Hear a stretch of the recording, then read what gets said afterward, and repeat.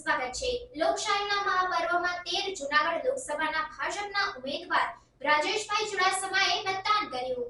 રાજેશભાઈ ચુડાસમાએ પોતાના વતન ચોરવાડ ખાતે પોતાના પરિવાર સાથે મતદાન કર્યું અને જીતની આશા વ્યક્ત કરી। જ્યારે માંગરોળ માળિયાહાટીના સીટના ધારાસભ્ય ભગવાનજીભાઈ કરગઠિયાએ પોતાના વતન માંગરોળ ખાતેથી મતદાન કર્યું।